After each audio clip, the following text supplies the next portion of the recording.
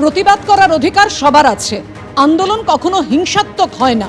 Gate ভাঙলে আন্দোলনের মূল সুর হারিয়ে যায়। চাকরিহারাদের আন্দোলন নিয়ে কি বলেছেন অভিষেক বন্দ্যোপাধ্যায় দেখুন। গেট ভেঙে ভেতরে ঢুকতে চাইছেন, অর্থাৎ গণতান্ত্রিক দেশে গণতান্ত্রিকভাবে আন্দোলন করা, প্রতিবাদ করা বা কোনো রকমভাবে প্রতিবাদ প্রদর্শন করার অধিকার সবার আছে। আর বাংলা বলে নয়, ভারতের যত রাজ্য আছে, ভারতের প্রত্যেকটা জায়গায় অধিকার রয়েছে। কিন্তু আমি কোনোভাবে তাদের আন্দোলনকে ছোট করব না, সে ধৃষ্টতা আমার নেই।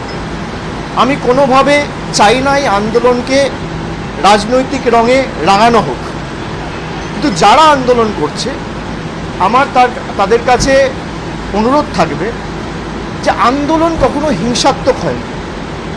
আমি কিছু ফুটেজ দেখেছি, আমি কাউকে দায়ী করছি যে জোর জবরদস্তি গেট ভেঙে দেওয়া হচ্ছে।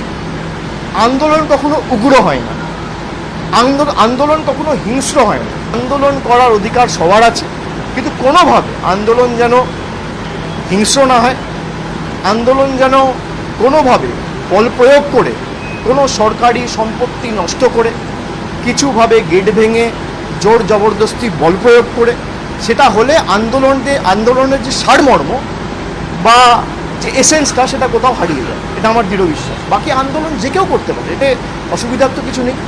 আর সরকারের ইন্টেন্ট পরিষ্কার করেছে। আমরা রিভিউ পিটিশন ফাইল করেছি সুপ্রিম কোর্টে, ম্যাটার সাব জুডিস। বিচার ব্যবস্থার উপর ভরসা রাখুন, আজ নয় কাল আমার দৃঢ় বিশ্বাস বিচার হবে। অভিষেক বন্দ্যোপাধ্যায় যখন মন্তব্য করছেন যে হিংসাত্মক আন্দোলন করলে, সম্পত্তি নষ্ট করলে আন্দোলনের মূল সুর হারিয়ে যায়, যাদের উদ্দেশ্যে তার এই মন্তব্য, সেই চাকরিহারা শিক্ষকরা কি বলছেন শোনাবো।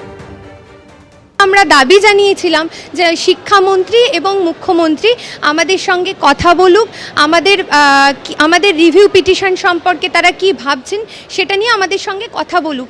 একাধিকবার এই কথা জানানোর পরেও, এখান থেকে মাইকে অ্যানাউন্সমেন্ট করার পরেও তারা কিন্তু আমাদের সঙ্গে কোনো রকম যোগাযোগ করেননি।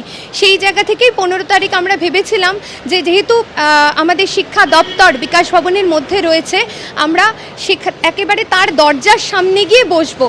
এবার পুলিশ যেহেতু আমাদেরকে ঢুকতে দেননি, আমাদেরকে দরজা ঠেলেই কিন্তু ঢুকতে হয়েছে। এবার হিংসাত্মক বলা কতখানি যুক্তিসঙ্গত বা তারা কেন হিংসাত্মক বলছেন এটা বলতে পারবো না।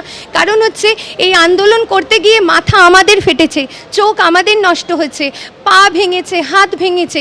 তাহলে আমরা যদি হিংসাত্মক আন্দোলনই করতাম, তাহলে উল্টো দিকে যারা আমাদের প্রতিহত করতে চেয়েছিলেন তাদেরও তো মাথা ভাঙতে পারতো, পা ভাঙতে পারতো, হাত ভাঙতে পারতো।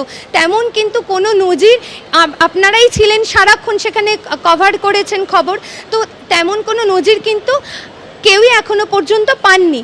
সুতরাং এটাকে কি আদৌ হিংসাত্মক আন্দোলন বলা যায়? আর মাস্টারমশাই দিদিমণি এবং শিক্ষাকর্মী যারা, তাদের কাজ হচ্ছে ছাত্রছাত্রীদের সঙ্গে, ছোট ছোট ছাত্রছাত্রীদের সঙ্গে। তারা কোনো নেতা, রাজনৈতিক দলের গুন্ডা এরকম কিন্তু তারা নয়। তারা হিংসাত্মক আন্দোলন করবে কি করে? যদি তাই হতো তাহলে তারা সেদিন মাথা হাত পা ভেঙে বাড়ি যেত না, এটুকু বলতে পারি। তেনারা পড়াশোনা করেননি, একটা কম্পিটিশন করে কিভাবে যোগ্যতা অর্জন করে চাকরি পেতে হয় তেনারা জানেন না। তেনারা কখনো পরীক্ষা দেননি।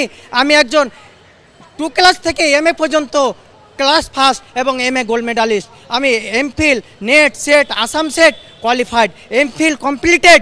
আমি জানি যে একটা কম্পিটিশন পরীক্ষা কিভাবে দিতে হয় এবং একটা চাকরি কিভাবে ছিনিয়ে নিয়ে আসতে হয়।